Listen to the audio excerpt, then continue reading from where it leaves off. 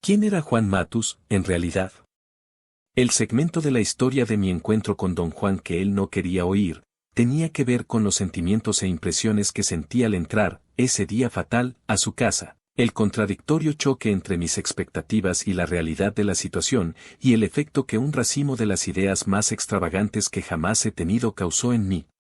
Eso es más bien una confesión que una narración de sucesos, me dijo una vez, cuando intenté contárselo. No puede estar más errado, don Juan, empecé, pero me detuve. Algo en su mirada me dijo que él tenía razón. Lo que yo dijera parecería halago, adulación.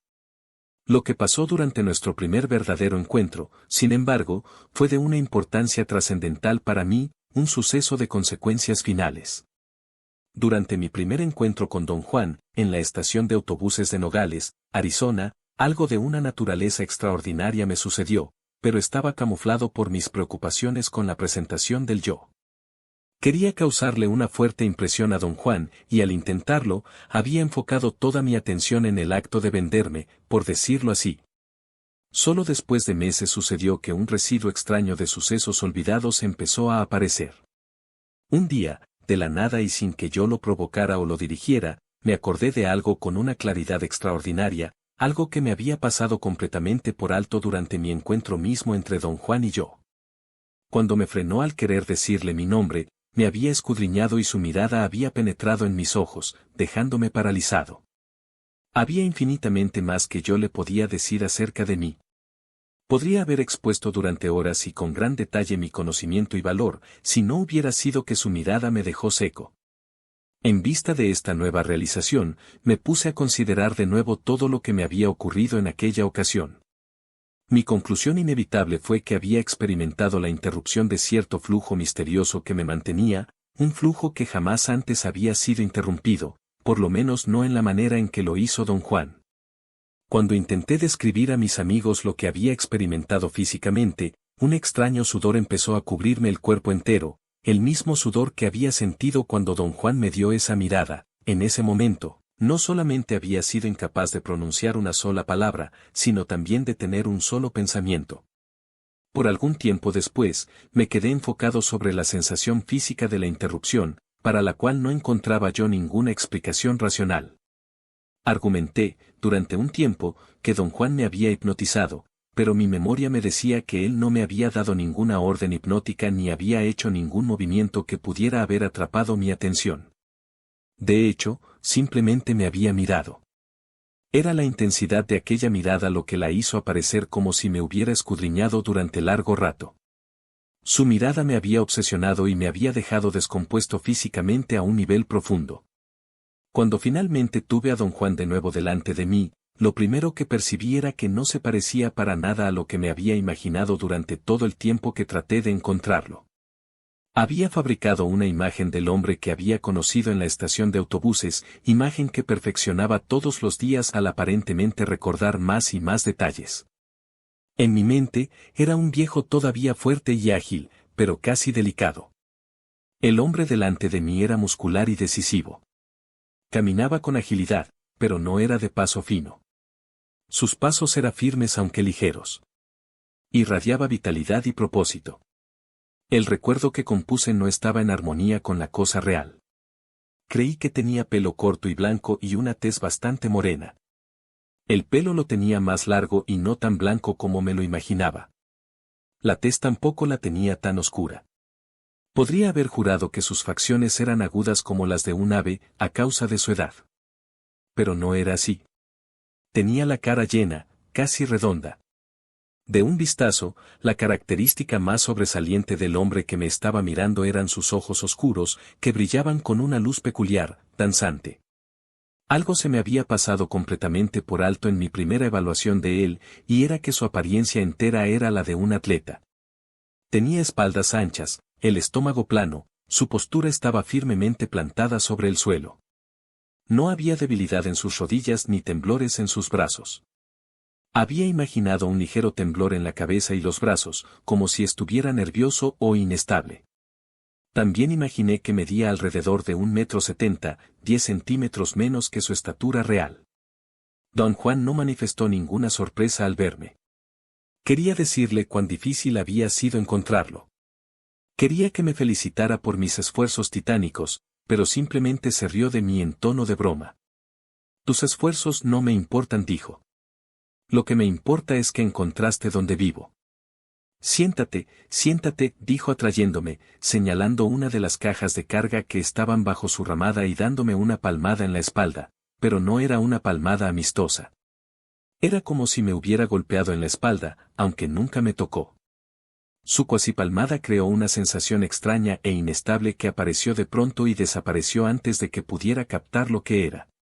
Lo que quedó en mí fue una extraña tranquilidad. Sentí bienestar. Mi mente estaba clara. No tenía ni expectativas ni deseos. Mi acostumbrada nerviosidad y mis manos sudadas, las señales de mi existencia, desaparecieron de pronto. Ahora vas a comprender todo lo que te voy a decir, me dijo don Juan mirándome a los ojos como lo había hecho en la estación de autobuses. Usualmente hubiera hallado su pronunciamiento superficial, quizá retórico, pero cuando lo dijo no pude sino asegurarle repetida y sinceramente que iba a comprender todo lo que me dijera. Me miró de nuevo a los ojos con una intensidad feroz. Soy Juan Matus, dijo, sentándose en otra caja a unos metros de mí. Ese es mi nombre y lo articulo porque con él estoy haciendo un puente para que cruces a donde yo estoy. Se me quedó mirando un instante antes de volver a hablar. Soy chamán, siguió. Pertenezco a un linaje de chamanes que ha durado 27 generaciones. Soy el nahual de mi generación. Me explicó que el líder de un grupo de chamanes como él se llamaba, nahual, y que este era un término genérico que se aplicaba a un chamán de cada generación que tenía una configuración energética específica que lo apartaba de los demás. No en términos de superioridad o inferioridad, o nada por el estilo, sino en términos de la capacidad de ser responsable. Solo el nahual, dijo, tiene la capacidad energética de ser responsable del destino de sus cohortes. Cada uno de sus cohortes sabe esto y accede. El nahual puede ser hombre o mujer. En el tiempo de los chamanes que fueron los fundadores de mi linaje, las mujeres eran, por regla, las nahuales. Su pragmatismo natural, producto de su feminidad, condujo a mi linaje hacia pozos de practicalidades de los que casi no pudieron salir. Entonces, los hombres asumieron la dirección y condujeron a mi linaje hacia pozos de imbecilidades de los cuales apenas estamos saliendo ahora. Desde el tiempo del Nahual Luján, que vivió hace unos 200 años, siguió, ha habido un nexo conjunto de esfuerzo, compartido por un hombre y una mujer. El hombre nahual trae sobriedad, la mujer nahual trae innovación. Quería preguntarle en ese momento si había una mujer en su vida que fuera la mujer nahual, pero la profundidad de mi concentración no me permitió formular la pregunta. En cambio, él la formuló por mí. ¿Hay una mujer nahual en mi vida?, preguntó. No, no la hay. Soy un brujo solitario. Sin embargo, tengo mis cohortes.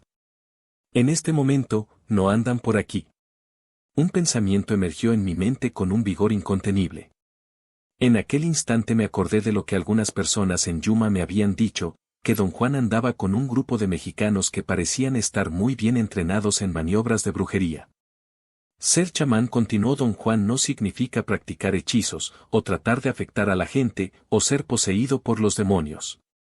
El ser chamán significa alcanzar un nivel de conciencia que da acceso a cosas inconcebibles. El término, brujería, no tiene la capacidad de expresar lo que hacen los chamanes, ni tampoco el término, chamanismo. Las acciones de los chamanes existen exclusivamente en el reino de lo abstracto, de lo impersonal. Los chamanes luchan para alcanzar una meta que nada tiene que ver con la búsqueda del hombre común. Los chamanes aspiran a llegar al infinito y a ser conscientes de ello. Don Juan continuó, diciendo que la tarea de los chamanes era enfrentarse al infinito y que se sumergen en él diariamente, tal como un pescador se sumerge en el mar. Era una tarea tan enorme que los chamanes tenían que pronunciar sus nombres antes de entrar en ello. Me recordó que en Nogales había pronunciado su nombre antes de que se llevara a cabo interacción alguna entre nosotros.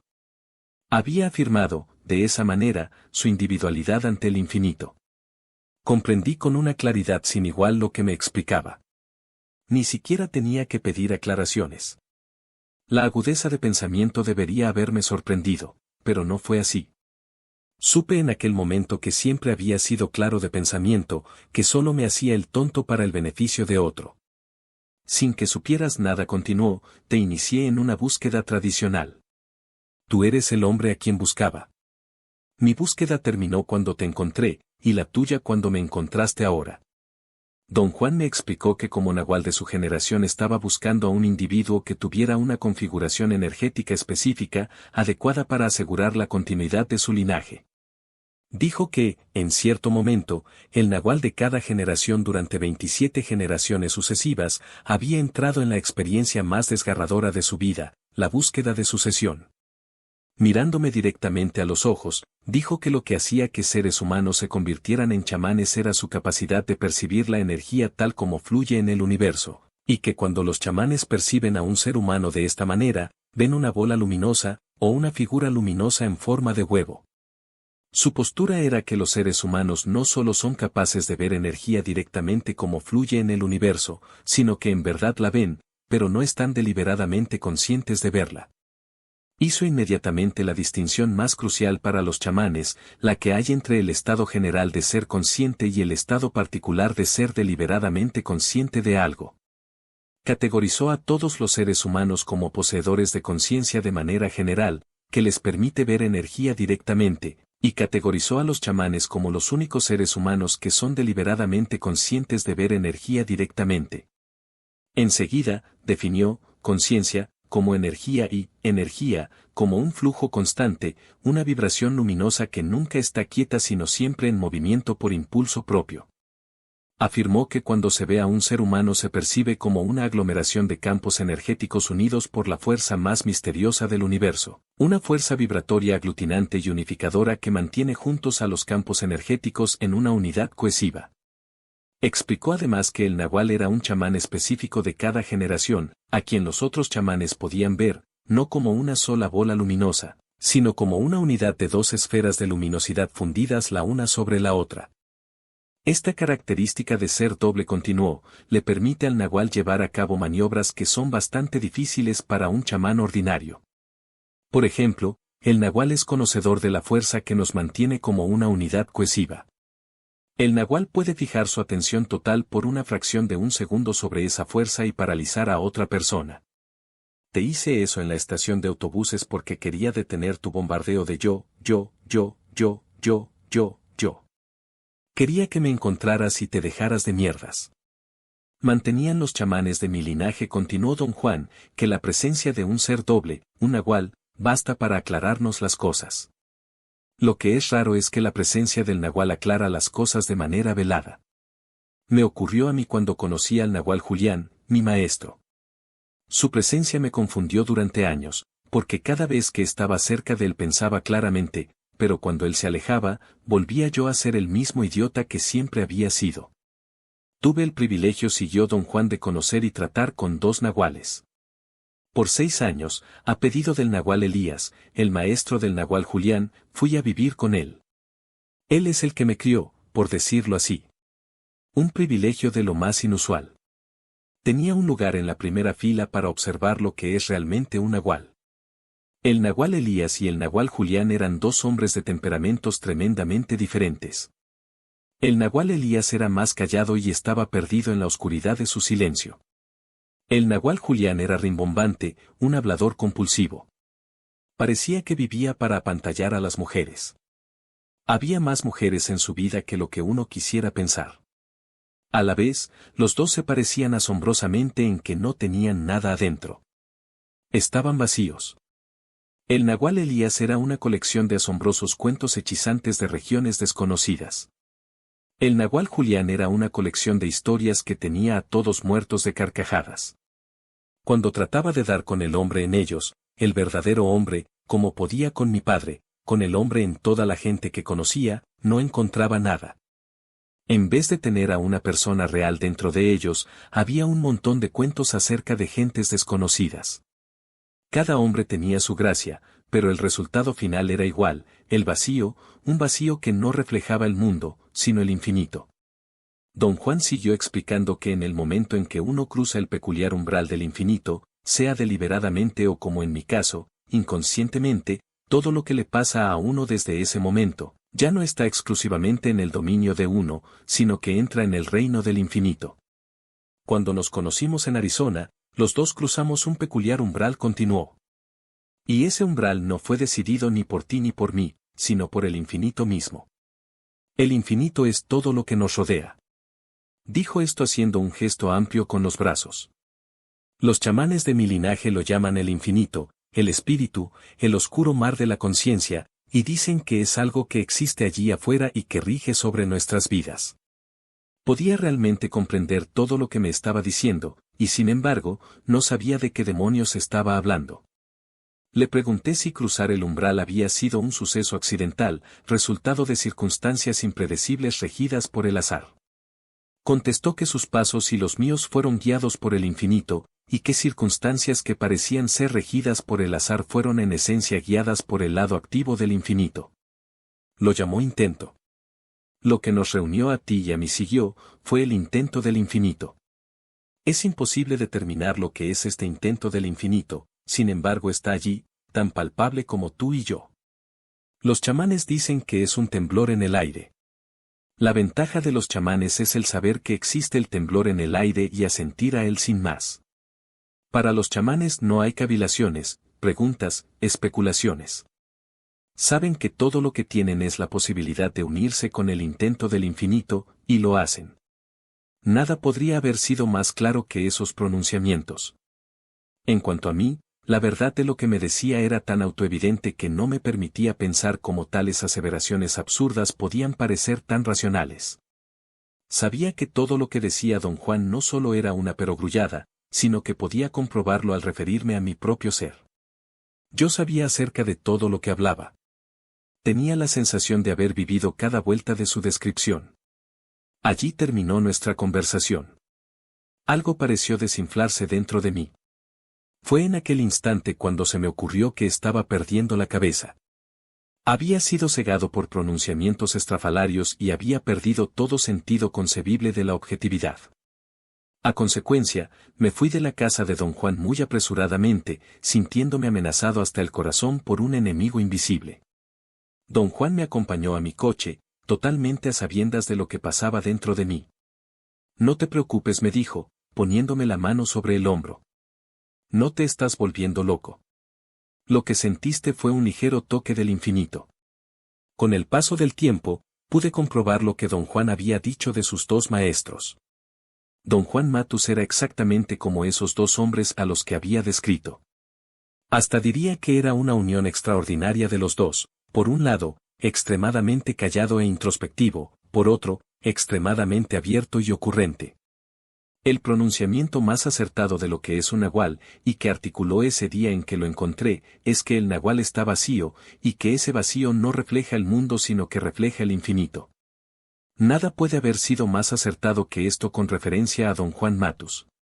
Su vacío reflejaba el infinito. No existía alboroto en él, ni aseveraciones sobre el yo. No había ni una pizca de necesidad de enojos o remordimientos. Era suyo el vacío del guerrero viajero, avesado al punto que no da nada por supuesto. Un guerrero viajero que nunca subestima o sobreestima nada. Un luchador callado y disciplinado, cuya elegancia es tan extrema que nadie, no importa cuánto se esfuerce por ver, encontrará la costura donde se une toda esa complejidad.